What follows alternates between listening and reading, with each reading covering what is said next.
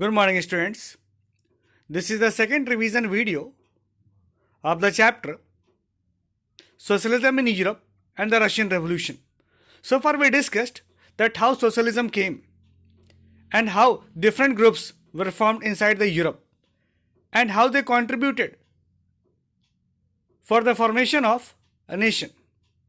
Now, here we will discuss that how the Russian Revolution started and how it created its impact in the world history. For that, we need to understand, first of all, the regime of Tsar Nicholas II. So, let us discuss what was there in the Tsar Nicholas II period. So, in 1914, Tsar Nicholas II ruled the Russian Empire. He was the king at the time, he was the monarch, and all over Europe, the monarchs were there. So, inside the Russia also, Tsar Nicholas II was there, he was ruling there. So, let us discuss what was the economy and society.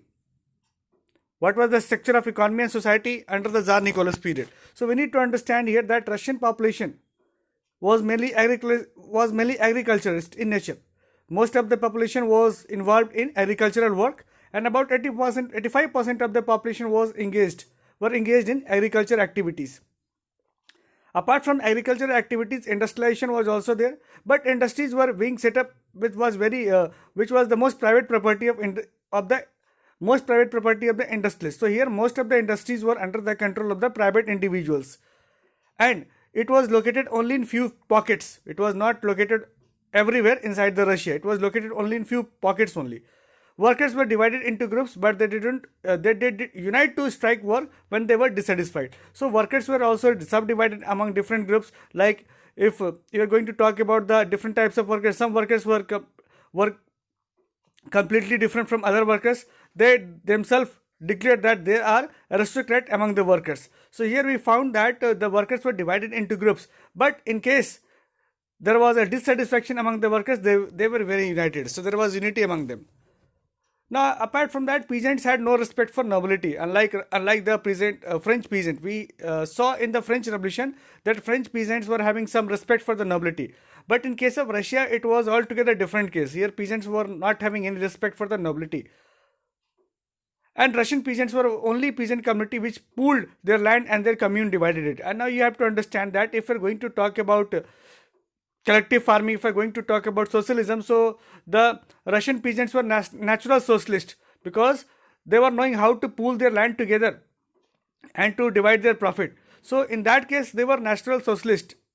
So over the time, all political parties in Russia were considered illegal before 1914. So 1914 was the period which was a turning point in the Russian history, and before that all political parties were claimed or were termed as illegal political party in the Tsar Nicholas II period.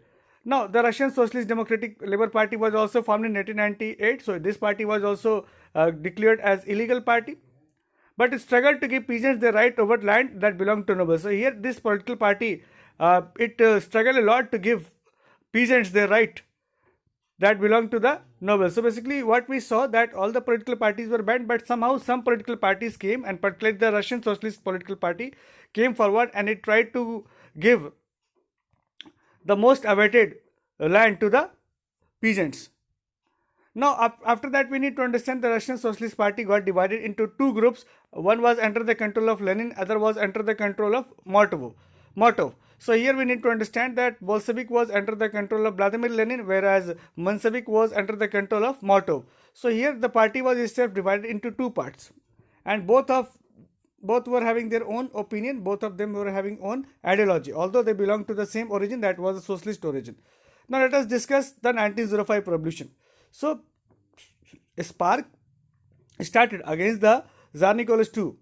Spark initiated against the Tsar Nicholas II, and this is how we can see that first spark started against the Tsar Nicholas II through 1905 revolution. So in 1905 revolution, it was the first time that revolution started in Russia against Tsar Nicholas.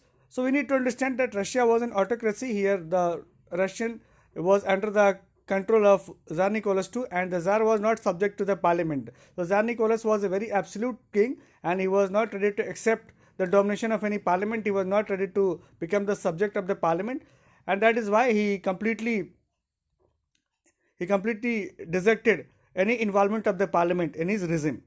Now liberals wanted to end this state of affair. Now liberal group was there, as we discussed here. Liberal, socialist, conservatives, radicals, all groups were present. So in the Russian society also liberals were present, and they wanted to end this state of affair. They wanted to end the Tsar Nicholas period. They wanted to end the Tsar Nicholas regime or domination. They worked towards demanding a constitution during the revolution of 1905. So liberals demanded that a constitution should be framed. So once the revolution started, so let us discuss how the revolution started here. So we need to understand that if we're going to talk about the revolution, we need to understand the Bloody Sunday concept. So it was a day of Sunday, and before that we need to understand that before 1905 revolution, what was the background.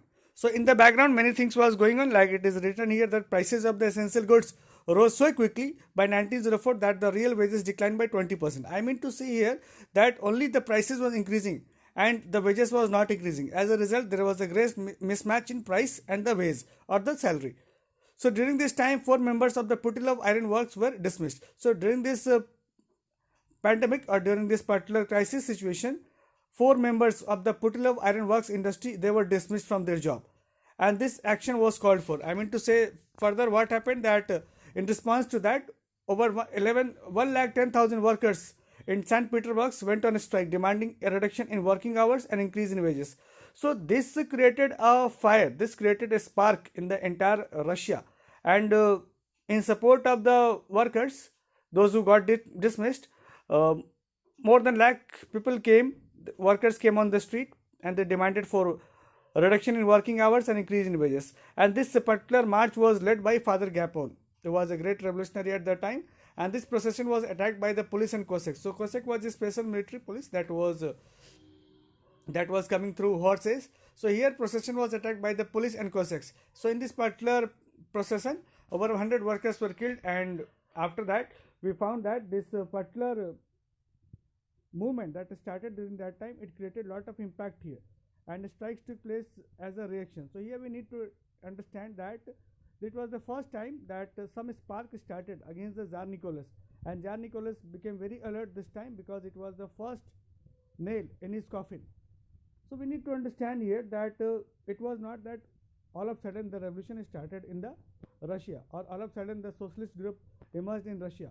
Slowly, all the different groups like liberals, like radicals, conservatives, all were there, and all were fighting among each other, because at the time there was a great domination of here. We need to understand here. Now after that we need to understand here that what was the impact of 1905 revolution. As I told you that it was the first spark that created different type of situation in Russia. It was the very first time that the power of the Tsar Nicholas II was challenged, and finally in 1914 after everything was changed. So in 1905, when the revolution started against Tsar Nicholas II, and Tsar Nicholas II became very alert. At the same time, people demanded a constituent assembly. The Tsar allowed the creation of an elected consultative parliament or Duma. So at that time, we need to understand that the people demanded a constituent assembly. That people demanded that Tsar Nicholas II should not rule directly. They should not rule with absolute power, but his power should be controlled. His absolute power must be controlled by some legislative body or some constituent assembly like body. So finally, Tsar Nicholas II also realized that the scene, and finally understood that revolution could spark to a great extent. So by realizing this fact, he admitted that, and he allowed the creation of an elected consultative parliament or Duma, that was known as Duma. But here the Tsar Nicholas was not ready to accept. So first of all, the first Duma was suspended within 75 days, and election of the second Duma was organized. So here we found that again second Duma was also suspended, and the third Duma, it was finally elected, and inside the Duma all the only conservatives group were packed, those who were supporting the Tsar Nicholas II. So this is how, and inside the Duma only conservatives were packed, and now conservatives were only giving approval to the Tsar Nicholas II step, and this is how Tsar Nicholas II again took control over the parliament also, that was the Duma. So what we saw here, that it was the first spark that was started against the Tsar Nicholas II, or you can say it was the first nail in the coffin of Tsar Nicholas II, and it created a new sense of, or new ray of hope among the Russian revolutionaries, and they accepted that revolution could be started as it was started in the French, through the French Revolution or in the France. So this is how the revolution started, and it was the first step that started. Moreover, we will find more that how the socialism